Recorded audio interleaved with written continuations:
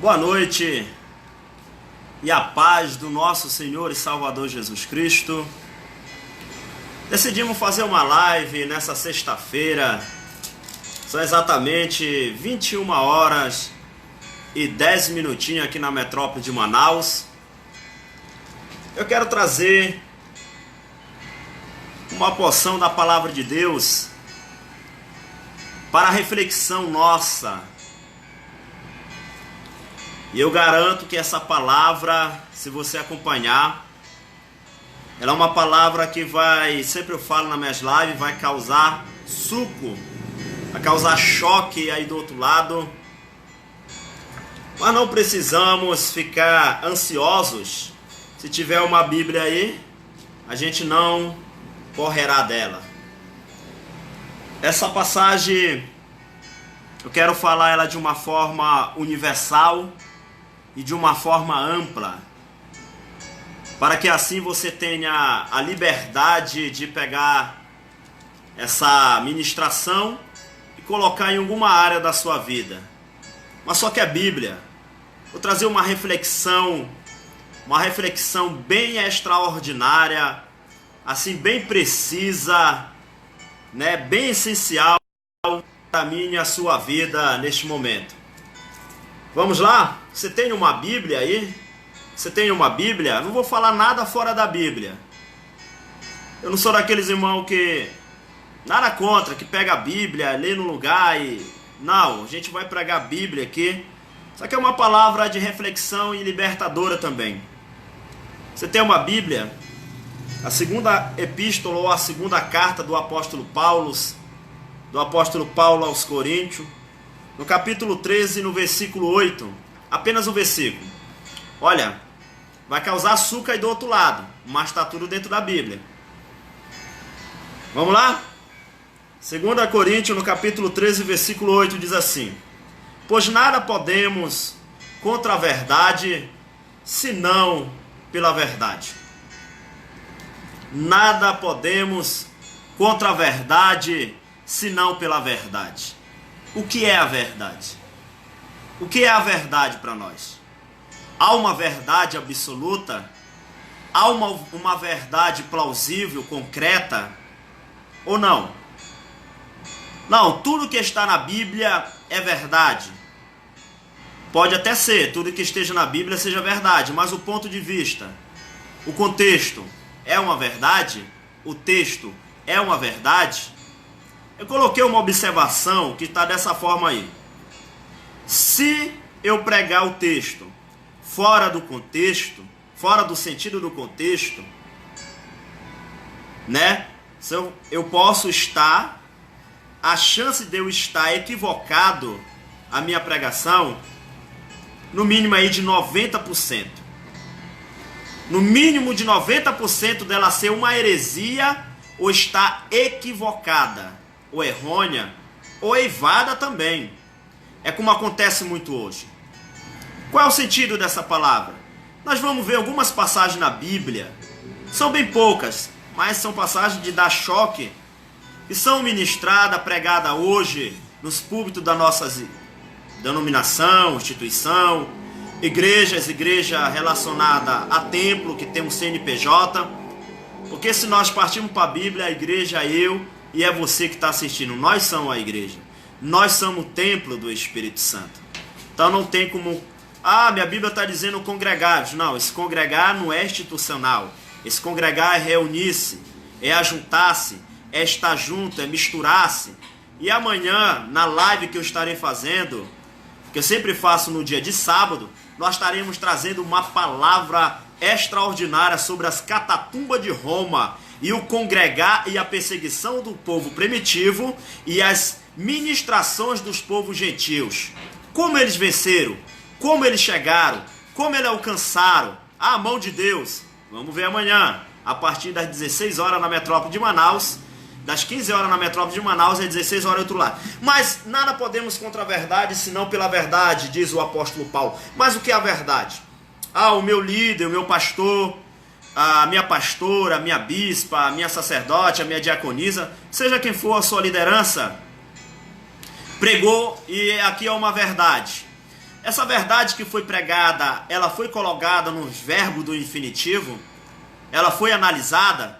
Ah, presbítero Ed, você não precisa analisar porque foi lido dentro da Bíblia, foi lido o texto. Eu acabei de ler o texto. Nós vamos entrar no contexto. O contexto, o sentido, a interpretação é totalmente diferente. Não tem aquele linguajar? Cada um tem a sua interpretação, cada um interpreta de uma forma. Isso é errôneo, é equivocado e é eivado. Porque se eu interpreto de uma forma e entendo de uma forma, eu estou interpretando o texto. O contexto quer dizer, faz conexão, faz mesclagem, faz ligação com a minha pregação do texto? Ah, Deus me revelou. Deus não revelou nada, para com isso. Nada podemos contra a verdade, senão pela verdade. Ah, mas o profeta aqui pregou e todo mundo ouviu. O profeta profetizou e todo mundo ouviu. Para aí, profetizar no hebraico, profetizar nos textos massoréticos é pregação. Profetizar é pregação de 30 e 40 minutos no texto original. Profetizar não é eu, Jesus te disse. É por isso que é bom entender o contexto. Vamos entender alguns contextos? Vamos lá. Por exemplo, você já ouviu alguém pregar nessa passagem? Vamos lá. Primeiro, você tem uma Bíblia, primeira carta do apóstolo Paulo, ou primeira epístola, aos Coríntios, 1 Coríntios 1,19. Você já ouviu muito essa passagem. Qual é a finalidade, presbítero Edson? É que quando nós, ou eu, ou você, ou nós escutamos alguém pregar o texto, às vezes nós aceitamos. E às vezes não tem resultado na nossa vida, porque a pessoa tem ministrado o texto. Quando nós chegamos em uma igreja, eu sou presbítero de igreja aqui, eu sei que eu estou falando. Quando nós chegamos em uma igreja que o monólogo, o que é o monólogo? É o pastor, o presbítero, é o teu dirigente, é o diácono. Né? O monólogo é aquele que só fala e as pessoas só têm que aceitar. Entendeu? Não tem direito de análise, não tem direito de revogar, não tem direito de questionar e nem perguntar. Você tem que aceitar e acabou. O termo obediência, você entende, né? Isso é monólogo. Mas Jesus não era monólogo. Jesus, ele era evangelho. Ele era escritura, né? Dava o direito de todos questionarem. Tá aí os textos para mostrar. 1 Coríntios 1,18. Você já ouviu muito essa palavra, esse versículo dessa forma? Diz assim: pois a palavra...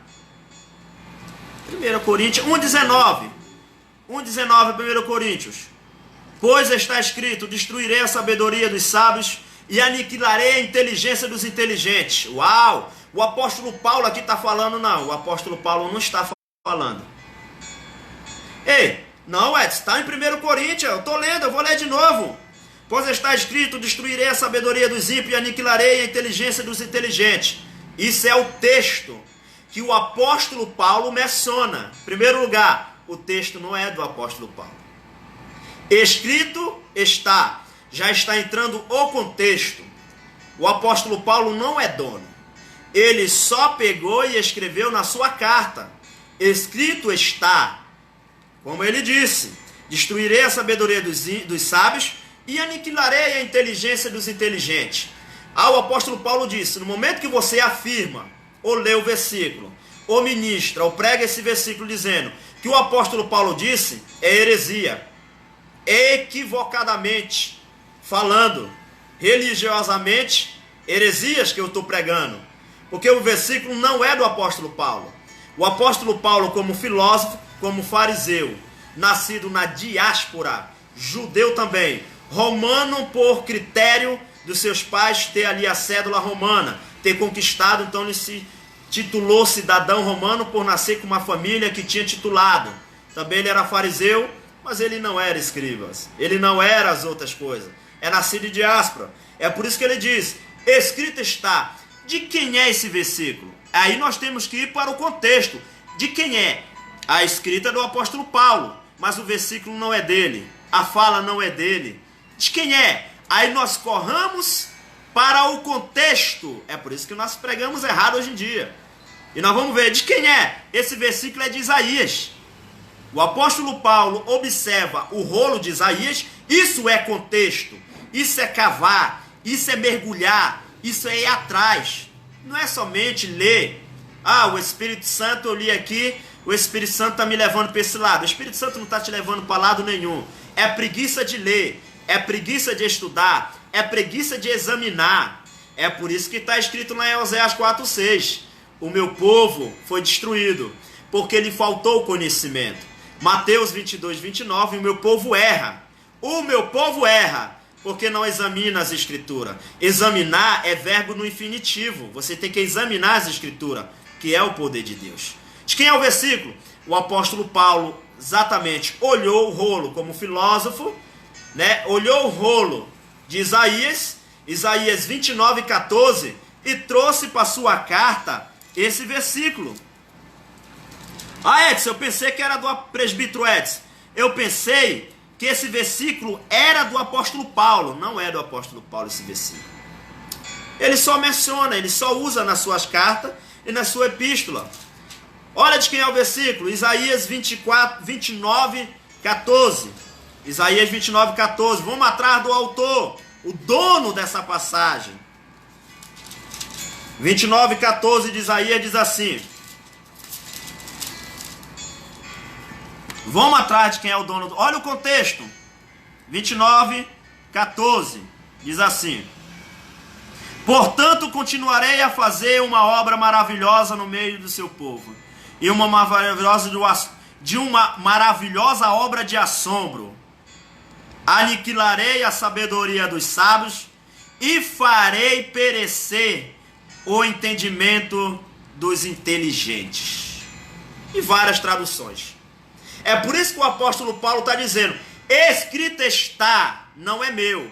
Mas quem prega? Mas qual é o erro? Qual é a dificuldade, presbítero Edson? É não examinar o contexto. Senão eu prego errôneo e equivocadamente, e prego heresia. Porque no momento que eu afirmo que é o apóstolo Paulo que está falando, que é o apóstolo Paulo que é dono dessa passagem, é heresia, mesmo estando na Bíblia. É por isso que temos que entender o contexto. Vamos em outros lá. 1 Coríntios, já estamos, vamos lá em 1 Coríntios. Uma coisa que nós passamos muito batida. Não é errado, mas nós passamos batido por causa do contexto. 1 Coríntios 11:23. Já pensou aí do outro lado, né? Você vê uma vez, 2 vezes no mês esse versículo aí sendo lido de manhã, de noite. Eu não sei que hora é a Santa Ceia na sua igreja. Aqui na minha é de noite. Aqui em Manaus. Vamos em 1 Coríntios 23? Olha só o texto. Eu vou ler o texto. Pois eu recebi do Senhor o que também vos ensinei. Pegou aí? Pegou já, né? Pois eu recebi do Senhor o que também vos ensinei, que o Senhor Jesus, a noite que foi traído, tomou o pão. Para aí. O apóstolo Paulo recebeu o que de Jesus? Ah, Edson, ele recebeu a Santa Ceia. Não, ele não recebeu a Santa Ceia. Ele não estava lá na última Santa Ceia. Se nós estudarmos o contexto, quando aconteceu a Santa Ceia, o apóstolo Paulo tinha no mínimo de 3 a 5 anos de idade. É mole? Ele recebeu o quê? O que o apóstolo Paulo recebeu?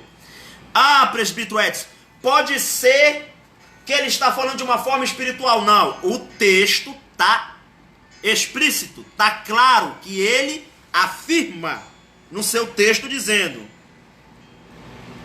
pois eu recebi do Senhor o que também vos ensinei, que o Senhor Jesus, na noite que foi traído, tomou o pão. O apóstolo Paulo não recebeu nada de Jesus Cristo. A última ceia de Cristo, a gente bota a última porque não tem como o apóstolo Paulo nem examinar as primeiras. A última ceia de Cristo, provavelmente o apóstolo Paulo tinha de 3 a 5 anos de idade, nascido na diáspora. Judeus, mas da diáspora, não judeus de Jerusalém, entendeu? Que é a Palestina. Judeus da diáspora. Tinha de 3 a 5 anos de idade. Então ele não recebeu nada, não. Ah, Edson, é errada? Não estou dizendo que está errada a Bíblia. Talvez aqui o copista, o redator, na hora de escrever, colocou que o apóstolo Paulo recebeu. Ele não recebeu nada de Cristo, não. A não ser que o copista colocasse de uma forma interpretativa.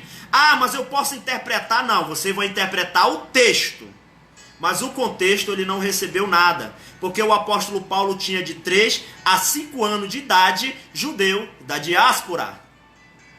Então ele não recebeu nada. Quem estava naquele dia na mesa eram os apóstolos. Era Pedro, Tiago, João, eram os apóstolos. Menos o apóstolo Paulo. Menos Paulo. Paulo não estava lá e ele não recebeu nada. É errado, Ed? Ah, é errado? Não, não é errado. Eu estou explicando o contexto. Eu posso pregar essa passagem e dizer que o apóstolo Paulo ele leu lá no seu amigo Lucas em Atos dos Apóstolos, ou ele leu João Marcos em Marcos e João, que é João Marcos, é a mesma pessoa, ou ele leu a Santa Ceia em algum lugar, João, em algum lugar, mas ele não recebeu nada. Agora, se você tem como comprovar aí do outro lado, usando a sua Bíblia, que ele estava lá na Santa Ceia, a gente não precisa discutir nada. Então, esse é o contexto. Se você pegar, afirmar que o apóstolo Paulo recebeu o vinho e o pão, é heresia. Porque ele tinha de 3 a 5 anos de idade. Então, é muito bom a gente saber o contexto da história. Porque o texto é uma coisa excepcional, o contexto quando você sabe. Mas para isso você tem que cavar, você tem que ir atrás. Tu quer ver um texto bem...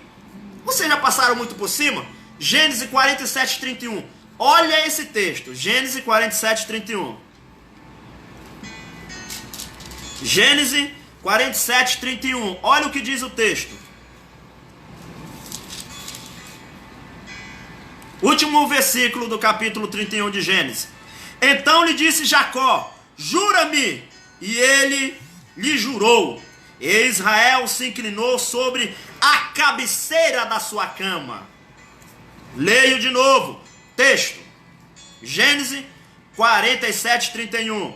Então lhe disse Jacó: jura-me. E lhe jurou, e lhe jurou. E Israel se inclinou sobre a cabeceira da sua cama. É o texto. Mas quando os heróis da fé em Hebreus, o autor anônimo aos Hebreus vai escrever essa mesma passagem em Hebreus 11, 21, aí o negócio pega. É a mesma passagem. Hebreus 11, 21 é a mesma passagem.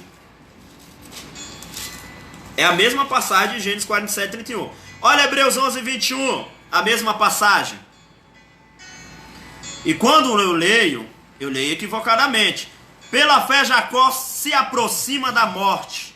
Abençoou cada um dos filhos de José e adorou a Deus, apoiando sobre a extremidade do seu bordão.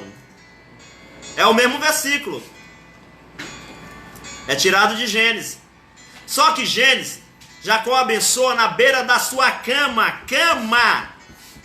Cama, podia estar deitado, sentado, mas ele estava na cama.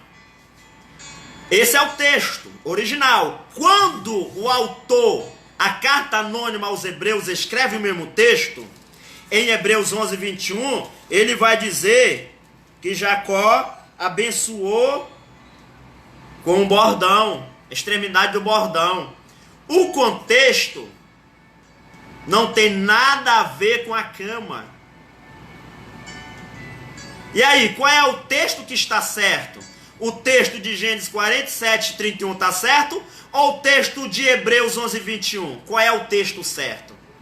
Ah, eu fico com os dois.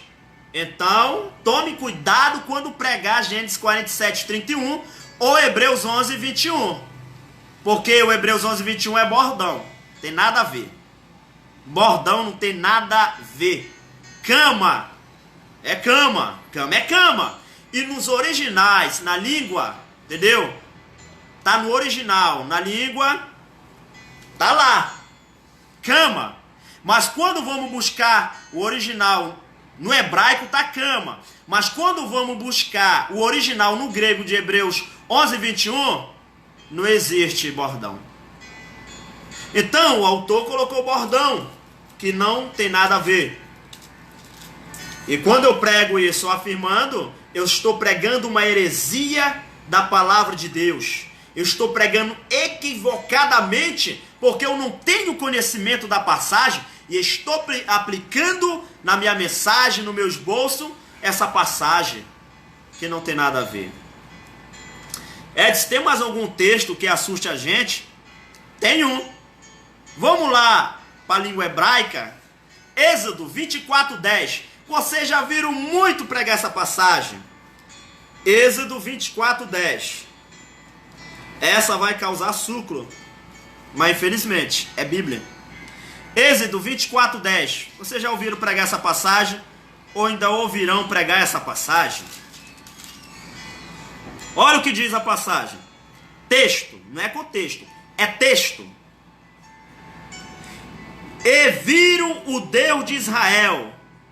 Debaixo dos seus pés havia como que uma calçada de pedra. Por aqui. E viram o Deus de Israel. Quem? O israelita. E viram o Deus de Israel. Vê. Vamos ler no original. No hebraico. Vamos ler no original no hebraico. Êxodo 24:10. No hebraico. E viram o lugar aonde parou o Deus de Israel.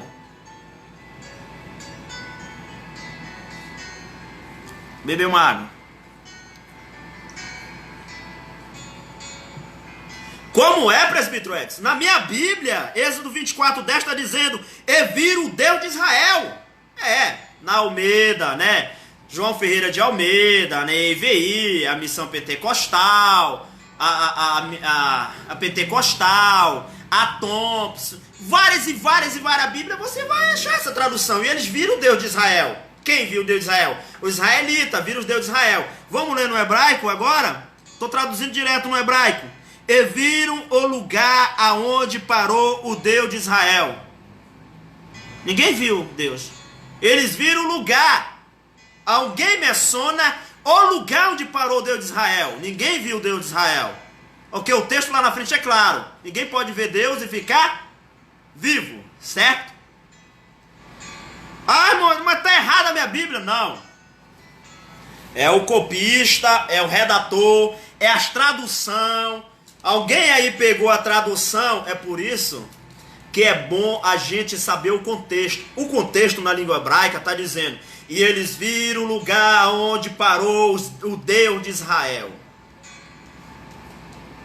Aí veio o cidadão e colocaram: e viram o Deus de Israel. Uau! Aí quem vai pregar o texto vai dizer: olha, os israelitas viram o Deus de Israel. Os israelitas viram Deus lá naquele lugar que era lá no deserto. Viram Deus, uau, glória a Deus. Não, no original, e viram o lugar aonde parou o Deus de Israel.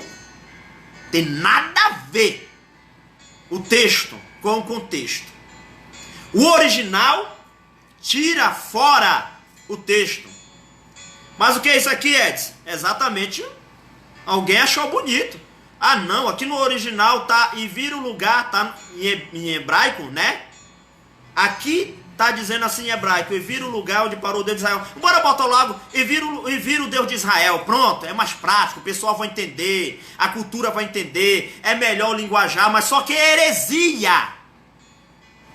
Isso porque está lá em Apocalipse, né? Não trocar nem um tio, nem acrescentar, né? Gente, vamos finalizar. Outra porrada. 1 Crônica 17:6. É outra porrada. 1 Crônica. Você pode acompanhar aí. Eu estou abrindo Bíblia. Ah, essa Bíblia aí que tu está usando é uma Bíblia hebraica. Tem os textos hebraicos. 1 Crônica 17:6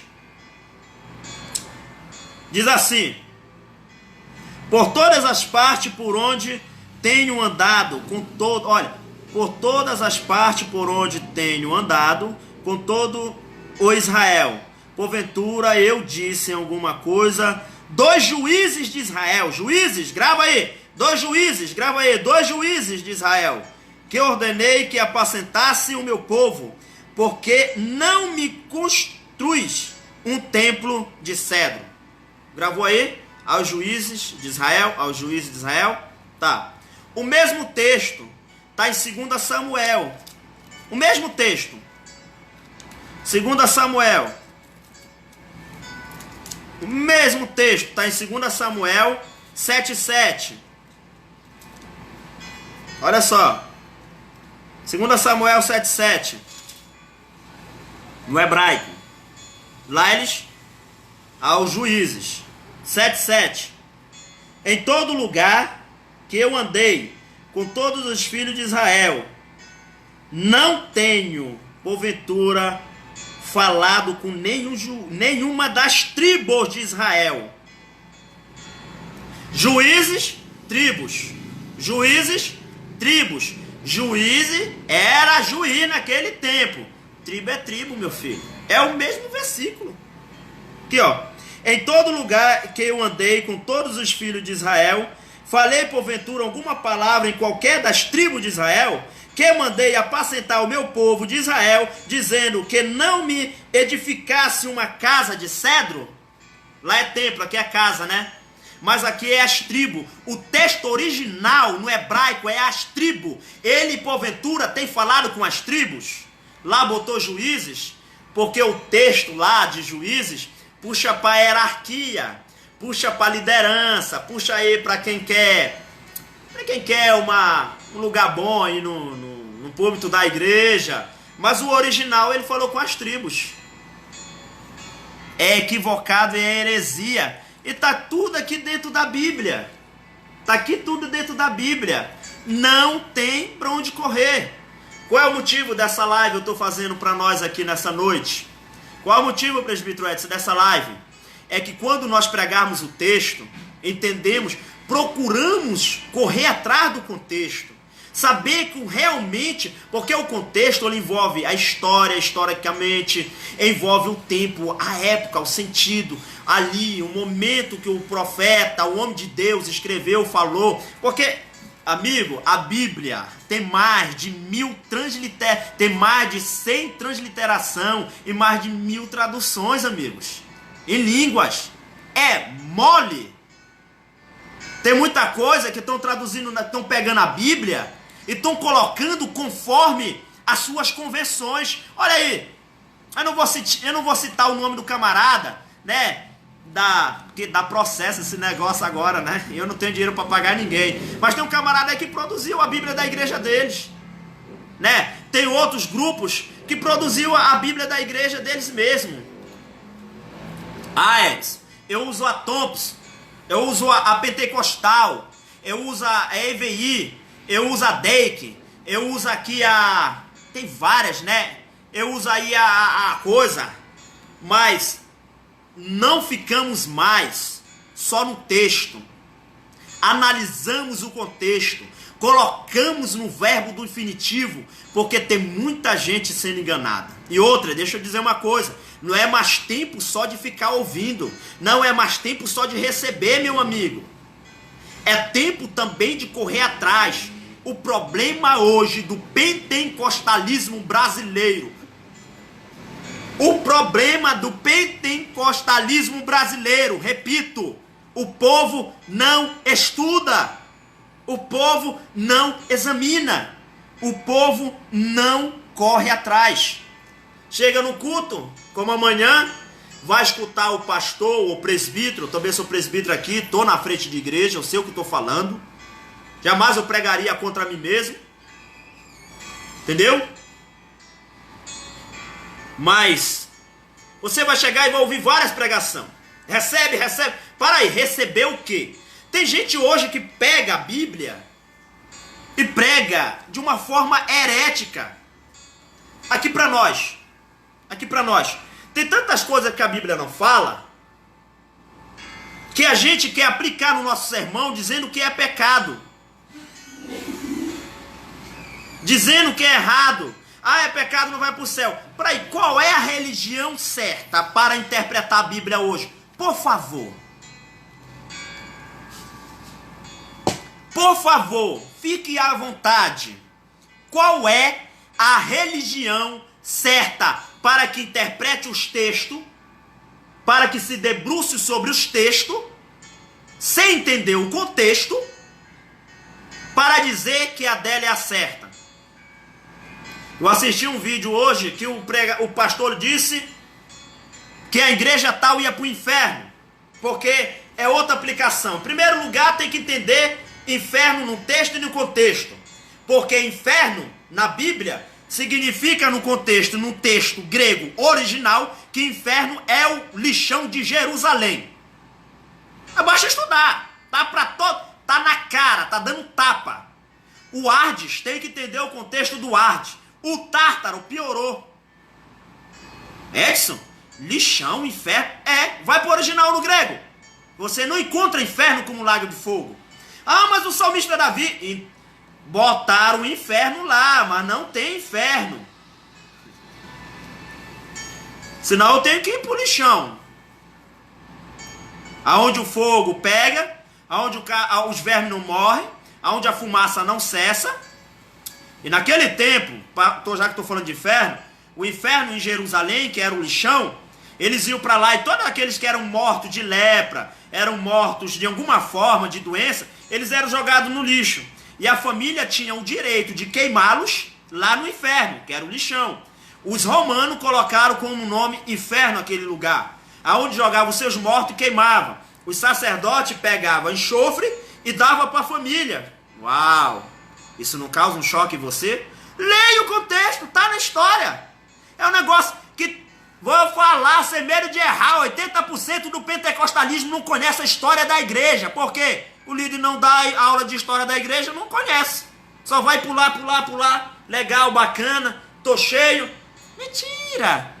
Sai da porta da igreja, a realidade é outra. Vamos parar de ser... Nós mentimos para nós mesmos. Para com isso, nós somos mentirosos. Incluindo eu, nós somos mentirosos. Ah, mexi no poder. Mentira, você nem entendeu o que você estava fazendo ali dentro. Teve mudança de vida? Ah, tá. Ah, não, sou cheio de poder. Vão cortar a tua energia porque tu tá devendo o talão de energia, tá devendo a vizinhança todinha, não paga. E tá cheio de poder. Então, eu acho que a gente tem que parar de ser incrédulo um pouco, né? Um beijo, amo vocês. Não fica com raiva do presbítero Edson, não. É realidade, é choque. Então, o sacerdote dava um enxofre na mão da família e eles jogavam os mortos, não podiam ser enterrados, essas pessoas que eram mortas dessa forma. É por isso que os leprosos ficavam afastados fora de Jerusalém, em algum lugar. Se nós estudar a história, tá tudo lá. É que o povo não estuda. Só fica aí ouvindo pastor, ouvindo presbítero, ouvindo não sei quem. É isso, tu tem que obedecer, tu tem que fazer isso. É porque tu tem que me obedecer, tu tem que seguir isso. Aí pega a Bíblia e coloca aqui embaixo. Aí vai embora. É por isso que tá esse mingau. E dava enxofre, eles chegavam ali e queimavam os seus mortos, seu ente querido. E ali, a parte que não queimava, os micobres, tá na história, ficava ali comendo o corpo e a fumaça não... Isso é o inferno da Bíblia, no original, no grego, segundo Jerusalém. Ah, não, minha Bíblia diz que é o inferno.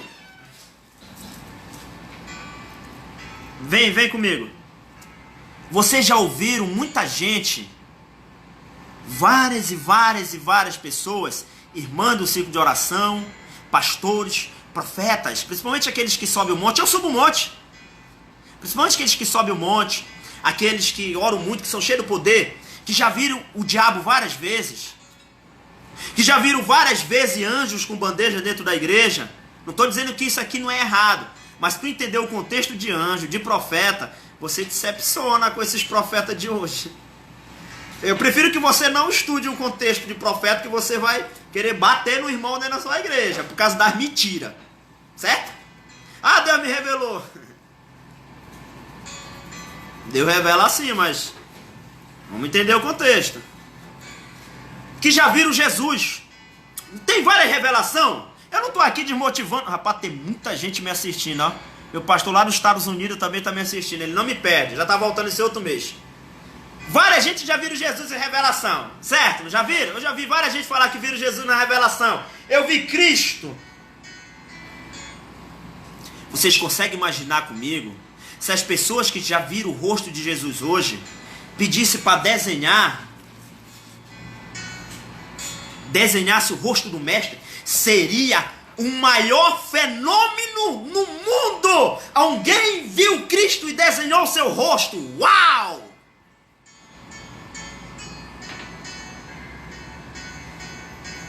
Por que ninguém desenha o rosto dele? Ah, teve uma irmã aqui, Edson, eu vejo Jesus todo dia. Eu disse, tu viu o rosto dela? Vi, da minha igreja. Vi. Tu vê o rosto de Jesus? Vejo direto. Minha irmã, eu pago tanto que for para nós ir num desenhista bom, para te falar com o meu rosto de Jesus. Meu irmão, será um fenômeno no mundo, porque nós só temos o rosto que a Igreja Católica desenhou, aquele rosto do Cristo lá. Agora um rosto meio diferente, que foi Paixão de Cristo com Mel Gibson, teve um rosto meio diferente, né? De não um Jesus muito cabeludo, né? Agora o Fantástico mostrou um Jesus meio moreno. Eu disse, senhora, imagina, a senhora vai ficar podre de rica e será um fenômeno nas religiões mundial do mundo. Uau! O rosto de Cristo revelado. Presbítero Edson. Tá, entendi. Tu não viu Jesus, né?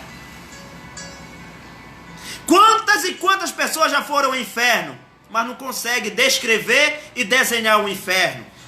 Eu já vi um anjo com a bandeja. Desenha um anjo aqui, minha filha, porque a gente conhece só o Gabriel. A gente conhece só o Gabriel, né? Qual é o outro lá?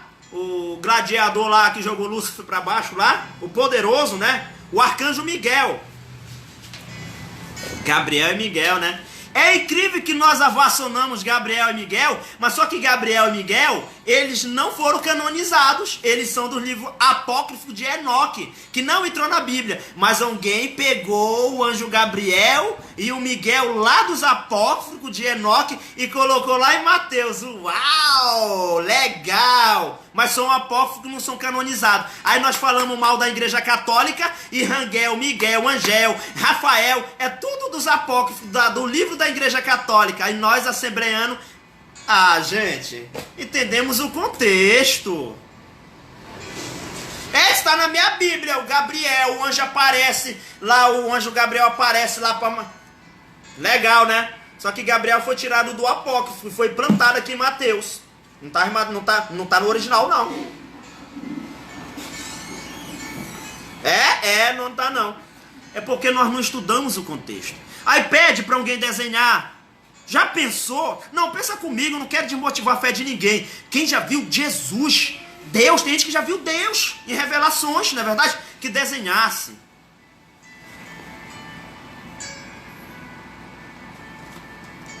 Desenha não, né? É porque nunca viu.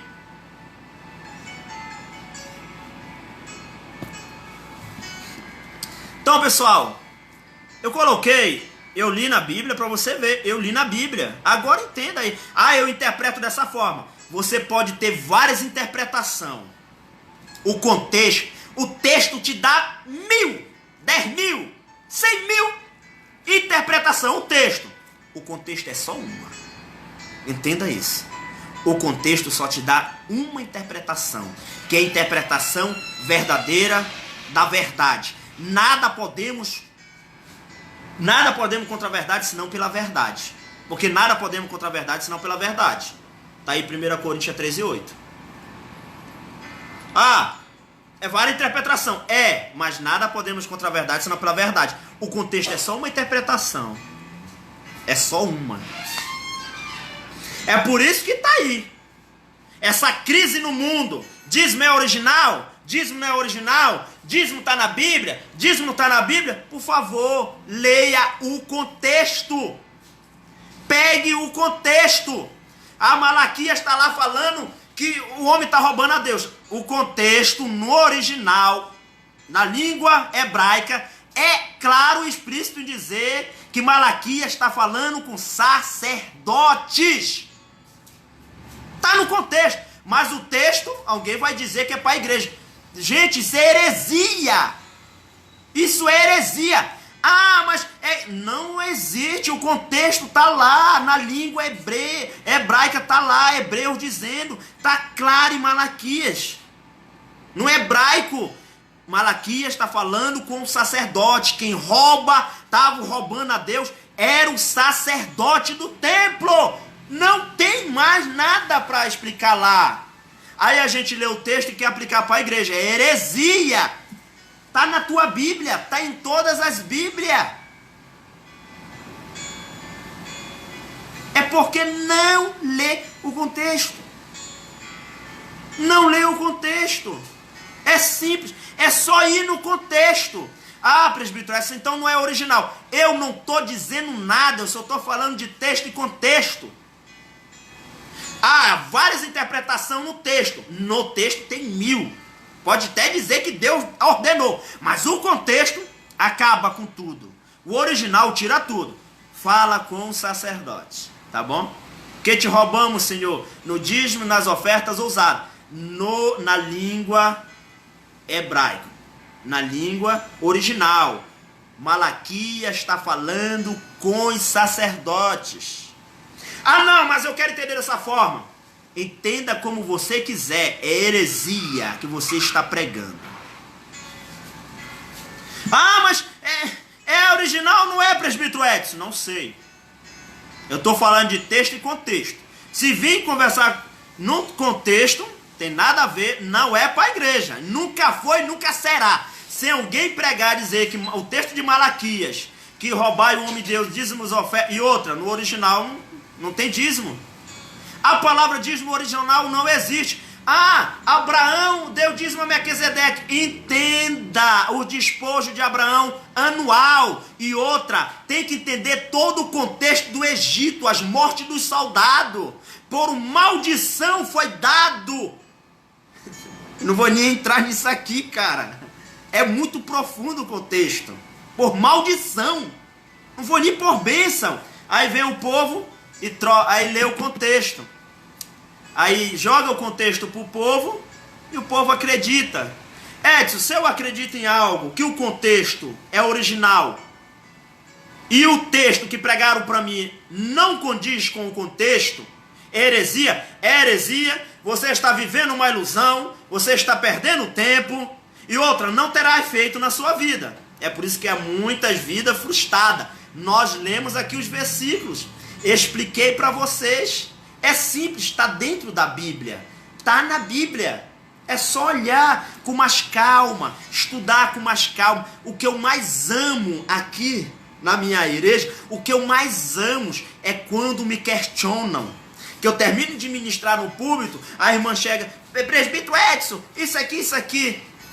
Ah, mas eu amo isso, gente. Sabe por quê? Eu não posso ser monólogo. Eu não posso usar de autoridade, exupar autoridade que não é minha. A única pessoa que pode implicar é Jesus. Eu não posso. Eu tenho que atender, eu tenho que ser questionado. Por mais que eu seja presbítero e pastor, eu tenho que ser questionado, gente. Eu sou errante, eu vou no banheiro como qualquer um, eu sou pecador, eu sou falho. Eu posso errar, mas eu prego tudo por dentro do contexto. Mesmo assim, eu ainda posso me equivocar. Então eu tenho que pegar mais ou menos uns 5, 6 textos e ver qual é o texto que se aproxima. Quando o texto se aproximar, eu vou procurar o contexto, entrar dentro da história para ver qual é a história que se aproxima daquela verdade, para que tudo, nada contra a verdade, senão pela verdade.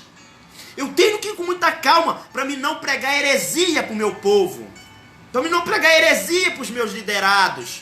E o que tem de gente pregando heresia aí, meu amigo, não é pouco não. Não é pouco não. É muita heresia, é em todas as igrejas, isso é geral, porque prega o texto. Olha, a Bíblia está dizendo aqui, Mateus 7, não julgueis para que não seja julgado. Vai buscar o original do não julgueis, no grego.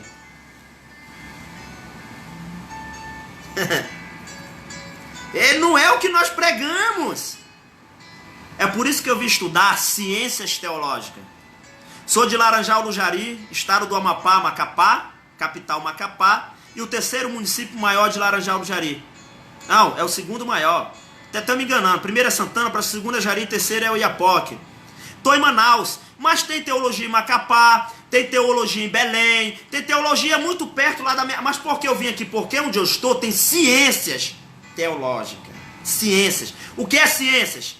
É a ciência dentro da arqueologia. Então vai lá, compra. Rapaz, se a ciência comprovou, texto e é plausível, é palpável, eu estou pegando. Não, eu estou vendo, é original, mas o texto... Não, mas o texto está dizendo que não é assim na minha Bíblia. Mas para aí, o texto está dizendo que não é assim. É a palavra de Deus. Mas para aí, a ciência me deu algo palpável, original. E aí? Edson, tu vai dizer que o texto está errado? Não, ele pode ser acrescentado, ele pode ser equivocadamente pelo redator, pelo copista, trocou segundo a sua cultura. Aí tirou todo o sentido do contexto. Quando vai para o original, tá lá. É por isso que eu vim atrás de ciências teológicas, não de teologia. Teologia está assim, ó. Ainda mais quando aquela teologia ela é institucional, ela é de convenção, ela é convencional, é de um grupo, é de uma convenção, é de uma denominação, é de um grupo, é de uma hierarquia. Meu irmão, aí é que o negócio pega. Que vai ser colocado o que? Pessoa melhor do que o apóstolo Paulo para colocar isso aqui. Pessoa melhor para falar desses grupos. O grupo dos gentios, o grupo dos judeus judaizantes, o grupo dos judeus que nasceram nas diásporas, o grupo dos judeus originais que nasceram na Palestina, o grupo dos judeus que nasceram na diáspora, mas partir. Ele vai falar, tem vários judeus. Os que falavam aramaico, os que nasceram na diáspora não falavam aramaico, entendeu? Falavam aramaico, os que nasceram em Jerusalém falavam grego. Mano, tem que entender todo o contexto. O apóstolo Paulo explica isso bem para nós. Vou finalizar aqui para vocês. Não é para vocês ficar tristes, mas vamos entender porque, amados, vocês respeitar não é concordar. Você não precisa concordar com tudo que eu estou falando, mas respeitar não é concordar. Mas que você analise, refutar, ignorar, dizer, não quero ouvir, isso é coisa de senso comum, isso é coisa de ignorante, isso é coisa de leigo. Quando eu falo leigo, eu não quero dizer a pessoa que não sabe estudar, mas é a pessoa que não quer entender, é a pessoa que não quer se deixar ser entendido pelo contexto. Tem pessoas ignorantes, que partem através da instituição, por isso que eu prego de uma forma universal e ampla, entendeu? De uma forma universal e ampla. Para ninguém dizer, tá falando que é a minha religião, tá falando comigo. Não, de uma forma universal e ampla. Aí você analisa do outro lado. Mas ninguém hoje quer analisar. Eu vou aqui, eu prego muito aqui em Manaus. Eu vou em igreja aqui que Jesus não tá mais, pessoal. O que tá ali é hierarquia. O que tá ali é a cúpula de obreiros. Eu sou presbítero de igreja. O que tá ali é tanta coisa, menos Jesus. Menos Jesus. Eu falo isso sem medo de errar. Menos Deus. Porque é muita coisa do homem. E quando a gente... E outra, hoje em dia, não é mais se você questionar para alguém que está pregando um texto e dizer, olha, eu acho que não é bem assim, meu pastor, meu líder, quem está na tua frente, eu acho que não é bem assim, o contexto é diferente. Rapidamente você será repreendido.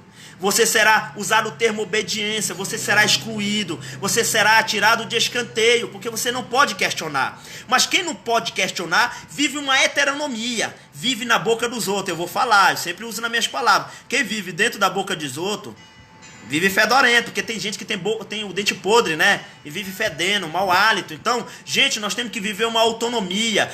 Conhecereis a verdade e a verdade vos libertará. Jesus nos deu autonomia. Versículo 36 de João 8 diz, se o Filho te libertar, verdadeiramente tu serás livre. Amém? Amanhã nós estaremos transmitindo aqui amanhã, a partir das 15 horas, deixa eu finalizar e agradecer vocês. Meu amigo Marlon aqui em Manaus. Marlon, quando é que tu vai me levar na tua casa? A gente mora bem pertinho, né, Marlon? Eu que não vou aí. Iraneu de Brito, minha diretora lá em Nova Olinda do Maranhão, meu Deus. Eu tenho que voltar aí, minha diretora, para agradecer vocês, olha. Eu tenho que agradecer esse pedagogo que a senhora formou aqui, olha. Tenho que agradecer muito a senhora. Devo muito, muito mesmo favor à senhora e um povo nova-olindense aí, povo acolhedor, né? Povo aí guerreiro, né? Povo batalhador aí. Povo de realizações e conquistas. Então, pessoal, amanhã às 15 horas aqui na metrópole de Manaus e às 16 horas em outros estados, nós estaremos trazendo uma pregação sobre a perseguição do povo primitivo. Exatamente daquela perseguição forte ali de Nero, meu irmão. Ali, entendeu? Antes do edito de Milão, né? Rapaz, vai ser uma pregação das catatumbas de Roma. Como eram as catatumbas, gente? é sofredor, é triste, cara. Mas essa pregação de amanhã vai ajudar muita gente a dizer: eu tenho que ajudar a minha congregação, eu tenho que ajudar a minha irmã, eu tenho que ajudar o meu irmão, eu tenho que ter mais humanização na minha vida, para que eu possa ser humano de verdade e saber respeitar a diferença, a crença e a fé e as ideologias de cada um, os viés, as práticas de cada um. Então, nós temos que saber respeitar. Amanhã, obrigado, que Deus abençoe a todos. Eu trouxe só essa reflexão aí para você entender o que é texto, o que é contexto dentro da história, segundo ali a história, segundo o momento, segundo a época, segundo a língua, segundo a convivência, segundo as suas tecnologias, segundo os seus estudos, né? Então a gente tem que entender muita coisa, não é pegar um texto de lá de trás e querer aplicar no dia de hoje, que se foi para aquele momento, para aquela época, para aquela ocasião, que não serve mais para nós. Se você pegar alguém hoje e jogar dentro de uma fornalha de fogo, ele vai queimar, viu? Vai queimar e vai torrar. Amém? Até amanhã, se Deus quiser. Deus abençoe de uma forma extraordinária. Um abração aqui do presbítero Edson. Deus abençoe a todos. Amém.